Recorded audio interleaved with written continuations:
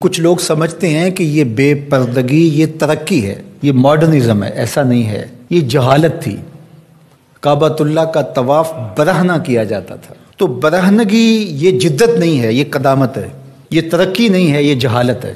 اس سے اسلام نے نکالا ہے، اور پردے کی طرف اسلام انسانیت کو لے کر کے آیا ہے۔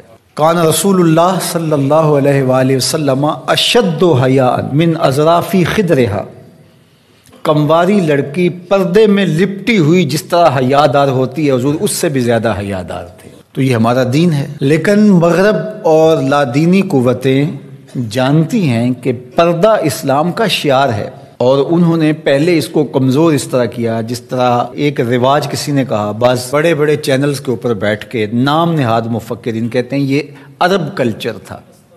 عرب کلچر تو برہنگی تھا، عرب کلچر تو برہنہ طواف کرنے کا تھا، گھروں پہ جھنڈے بدکار خواتین کے چھتوں کے اوپر عرب میں لگتے تھے۔ تو یہ پردے کا تصور کلچر نہیں ہے، بلکہ یہ سنت زہرا سلام اللہ علیہا۔ اللہ کے محبوب نے فرمایا ہر دین کی کوئی الگ شناخت ہوتی ہے، الگ پہچان ہوتی ہے، ہر دین کا ایک الگ نشان ہوتا ہے۔ تو اسلام کی وہ خاص چیز، وہ خاص نشان، خاص پہچان پردہ ہے، حیا ہے، اور اگر حیا چلا جائے تو پھر دین بھی چلا جاتا ہے۔ ایک روایت میں فرمایا حیا اور ایمان دو آپس میں جڑی ہوئی چیزیں ہیں، ان میں سے ایک چلا جائے گا پیچھے پیچھے دوسری شے بھی چلی جائے گی۔ تو لادینی قوتیں اس بات کو جانتی ہیں کہ اگر حیا چھین لیں گے تو ایمان اس کے پیچھے پیچھے اس راستے سے جو حیا کے چھننے سے بنے گا، تو انہی قدموں پہ ایمان بھی رخصت ہوتا چلا جائے گا۔ تو لہٰذا ان کو یہ کہو کہ تم ترک ایمان کرو تو یہ تو کبھی راضی نہیں ہوں گے، تو اس لیے انہیں پردے کا ترک کروایا جائے، انہیں حیا کے جوہر سے محروم کیا جائے تاکہ یہ ایمان کے جوہر سے بھی محروم ہو جائیں۔ تو پھر انہوں نے کئی رنگ تراشے، کبھی کہا کہ نظر کا پردہ ہے، کبھی کہا کہ پردہ تو انسان کے دل میں ہوتا ہے۔ تو مجھے بتاؤ آج کا شخص جو شہوتوں سے لتھڑا ہوا ہے، جہاں شہوات کی گندی ہوائیں چل رہی ہیں، اس ماحول کے اندر اگر کوئی یہ بات کہے تو کتنی عجیب ہے، جس ماحول میں تقدس کی باد صبا چلتی تھی اور وہی اترتی تھی، اور جبریل کو وہی لے کر کے آتے صحابہ نے دیکھا تھا، اور قرآن اترتا تھا، اور قرآن پڑھانے والے سکھانے والے خود صاحب قرآن تھے۔ وہ صحابہ، ان کو جب پردے کا حکم دیا گیا اور ان کو نظریں نیچی رکھنے کا حکم دیا گیا، تو میں اور آپ کون ہوتے ہیں؟ جب ابو بکر و عمر کو کہا گیا کہ نگاہوں کو نیچا رکھنا، جب عثمان و علی سے کہا گیا کہ نگاہوں کو نیچا رکھنا، جب سیدہ عائشہ، حضرت ام سلمہ، حضرت میمونہ، حضرت زینب، سیدہ فاطمہ تو زہرا سے کہا گیا کہ تم اپنے پردے کی حفاظت کرنا، تو مجھے بتائیے اس تقدس ماحول کے اندر بھی جب پردہ کرنے کے لیے مومنوں کی ماؤں کو حکم دیا گیا، اور ابو بکر و عمر، عثمان و علی، عشرہ مبشرہ جن کی جنت کی ضمانت بھی رسول اللہ نے دی ہے، تو جب ان کو بھی کہا گیا کہ نگاہوں کو نیچا رکھنا، تو میں اور آپ کس شمار میں ہیں؟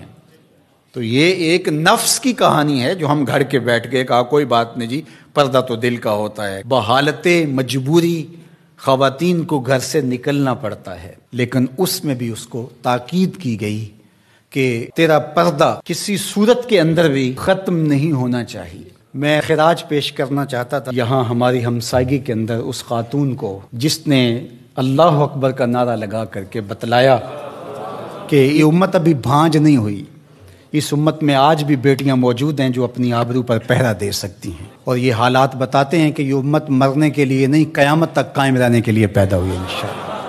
اس دبی ہوئی راکھ میں چنگاریاں موجود ہیں، جو وقت آیا تو شعلہ جوالہ بھی بن جائیں گے انشاءاللہ العزیز۔ اقبال نے ایک بات کہی تھی، اگر پندے ز درویش پذیری، ہزار امت بمیرت تو نہ میری، بطول باش و پنہا شو ازیں اثر کہ در آغوش شبیر بگیری۔ اقبال کہتا ہے اس فقیر کی ایک بات مان لے، ساری امتیں مر جائیں گی، امت مسلمہ تجھے زوال نہیں آئے گا، اور وہ کیا؟ بطول باش، بطول بن جا اور زمانے کی نظروں سے پوشیدہ ہو جا، پھر تیری آغوش میں بھی حسین ابن علی جیسے بیٹے جنم لیا کریں گے، ان کے جانشین تیری گود میں بھی پیدا ہوں گے۔ تو اس لیے پردہ ہماری شناخت ہے۔ آج جو کہتی ہیں جناب پردہ پردہ، یہ کیا ہے؟ یہ تو کٹھ ملا کی اصطلاح ہے۔ کچھ بولتی ہے جناب یہ دقیانوسیت ہے، کوئی کہتی ہے یہ زمانہ قدیم کی کہانیاں ہیں۔ جب قبر میں اتریں گے تو اس وقت مرد کے لیے 3 چادریں، عورت کے لیے اسلام نے پھر بھی 5 چادریں رکھی ہیں اس وقت. اس کا کفن بھی الگ رکھا ہے، اس لیے کہ وہ پردے کی چیز ہے. تو کیا کوئی عورت کہتی ہے کہ مجھے اسکرٹ میں دفن کر دیا جائے، میں بے پردہ قبر میں جانا چاہتی ہوں؟ اس وقت تو سب کہتے ہیں تنیاں بھی باندھ دی جائیں، اس وقت محارم قریب آ جائیں جو لحد میں اتاریں. تو اگر زندگی کے بعد بھی پردے میں لپٹ کے جانا ہے